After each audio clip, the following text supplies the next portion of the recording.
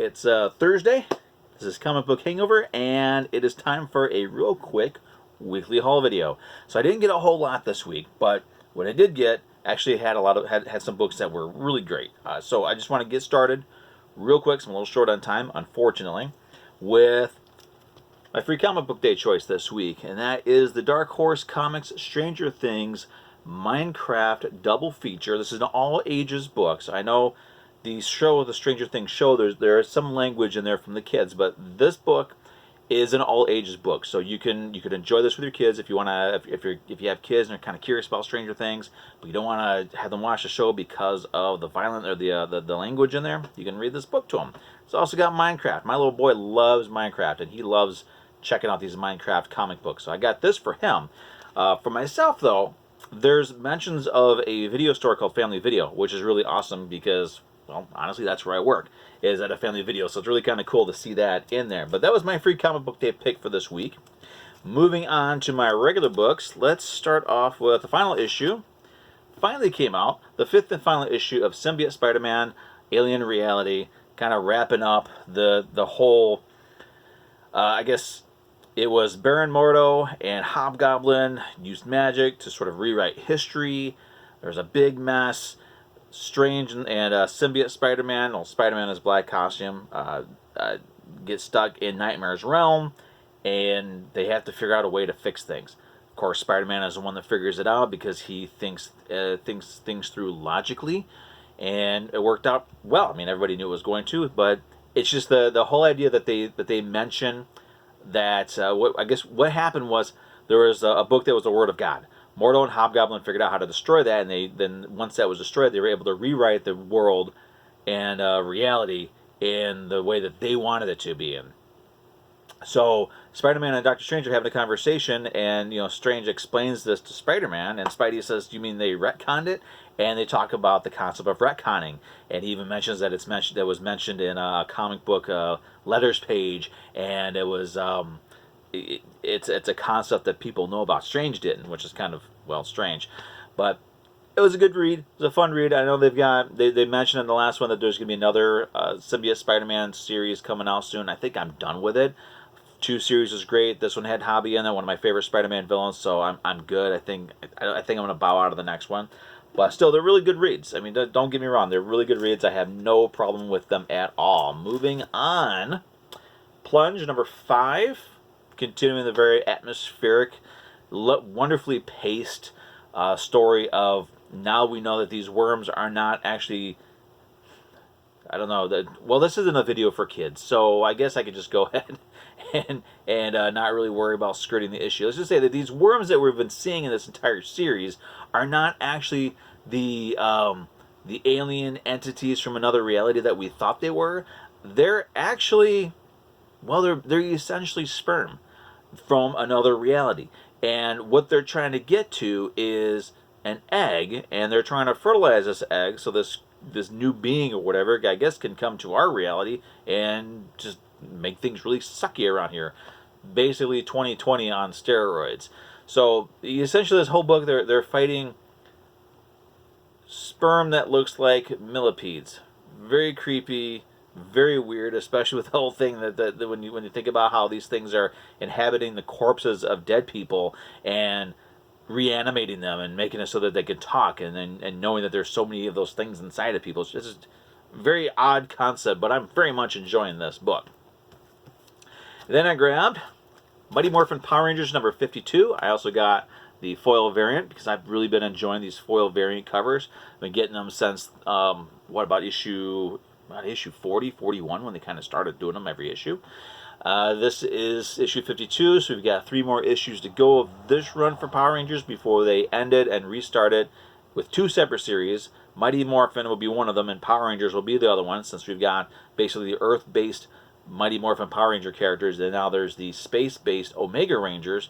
So the 2 books are going to focus on the 2 different factions of the Power Rangers family of characters. So this one here, it's mostly focusing on Kimberly's interaction with Lord Draken. We'll say Draken. And how he's an evil Tommy from an alternate reality. She is, in a way, she's kind of playing him, which is really cool to see, because he tries to push her buttons, and it almost looks like that he's succeeding. But then, you know, if you read the book, you know what happens when she pulls a rug out from underneath them. So it was really well written. I really do enjoy, and I never thought I would say this in this series and she had a mini series, and then she's got the Ranger Slayer one shot.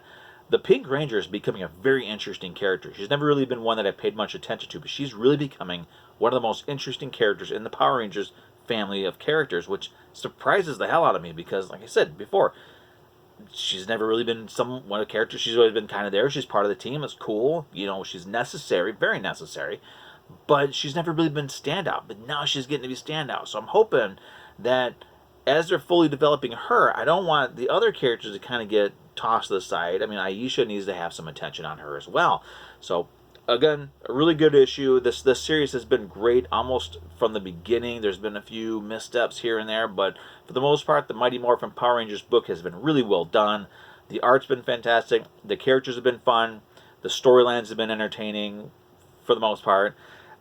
So it's one of those things. Again, if you're a fan of Mighty Morphin Power Rangers, this is definitely something you need to get into. Now, most of this stuff is available in trade paperback now. So if you don't want to go back and get all the individual issues, go to your local comic shop. Have them order the trade paperbacks if they don't have them in stock already, because they can do that for you. If they don't have them, they can get them. And the last book I got this week is one of those books. It's sort of like Something is Killing the Children was a book that I picked up just sort of on a whim at the time. I wanted to move away from Marvel, and it turned out to be one of my favorite new books. This is the same thing. I'm trying to remember what it was that made me even pick up the first issue. I think it was the cover art. This is Mirka Andolfo's Mercy #4. This is getting to be a very interesting series. We're learning more about these creatures that are here and more about the people who are hunting them down and seemingly eating them. Now, they are eating parts of them, not the whole creature. They have these spores or these pods that give the people who eat them sort of like, I guess, semi-immortality, helps them heal faster, that sort of thing. Makes them stronger, faster, better people physically, but not mentally. They're still pretty sleazy.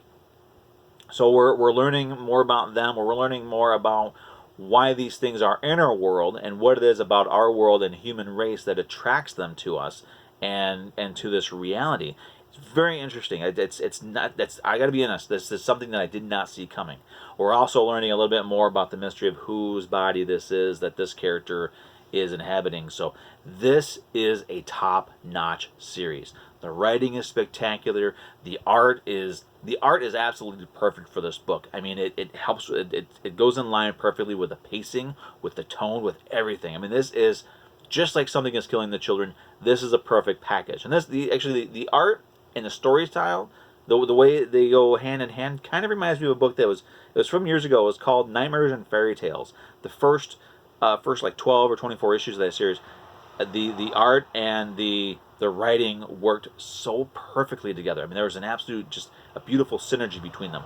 This is another example of that. This is one of those books that doesn't come down the pike a whole lot, where you have the art and the writing working so well together. So Mirka Andolfo's Mercy, top notch. I cannot recommend this book highly enough. So again, as I said, this is going to be a really quick video because I didn't get a whole lot of books. That is it.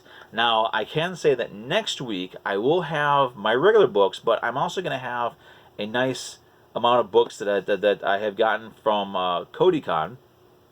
One is going to be a second copy of a book that I picked up, but it's a newsstand version of it. It's going to be one that I'm going to send in and get graded because I've got my other one graded as well, so there's a little bit of a hint for you. There's going to be a first issue that I've been on the hunt for quite some time. He had it, and I was finally able to get it, and a few other goodies here and there. So I'll have those. If everything works out well, I'll have that video, the CodyCon video, on Wednesday, and then my regular haul video on Thursday. Now, of course, keeping in mind that CodyCon is every Friday night from 7 p.m. to 10 p.m. Eastern Standard Time. It is on his regular Facebook page. He streams it live, and it's not like an online auction thing. There are set prices, and there are very reasonably priced books. Cody he's a good guy. He's honest. He's easygoing. He's one of the best people I know when it comes to dealing with comic books. He's very straightforward, very honest. He's more interested in I mean, he's wanting to make some money off of this, make no mistake, but he is just as interested in making sure that everybody is absolutely happy with the books that they are able to get from him, because he is just as much about spreading the love of comic books and just bringing us together for this wonderful medium, this wonderful hobby that we have. So I'm going to put a link to his Facebook page in the description down below so you can check it out tomorrow, tomorrow's Friday, because I do these on Thursday. So tomorrow from 7 p.m. to 10 p.m. Eastern Standard Time, go ahead, just go to his page. When he starts broadcasting it, check it out, see what he's got. And hey, if you get a chance, if you feel necessary, go ahead and let him know that Skott from Comic Book Hangover pointed you in the direction. It'd be kind of cool to get kind of a shot out there. So that's it. So I'll see you twice next week if everything works out. So again, thanks for watching. Go ahead and click that subscribe button, like the video, give me a comment down below. I did get a comment last week about the wall, which is something I used to do with all my books. I had sleeves up on the wall, and I always put my new books up there and do like a closing for all my videos. I'm rearranging my room. I'm switching out a lot of my boxes. Actually, if everything goes well, I'm switching out all of my boxes and rearranging my comic book room. So for the time being, I do not have the time or the space to do the wall, but I am working on ways to bring that back to one extent or another. So I will have the wall back soon. It just depends on how quickly I can get some of these boxes replaced and get my room rearranged. So that said, again, thanks for watching. Feel free to go ahead and subscribe, click that like button, comment down below, share the video. I appreciate all the views. I appreciate the comments and the follows. Thank you very much for your support, and I will see you next week. See ya.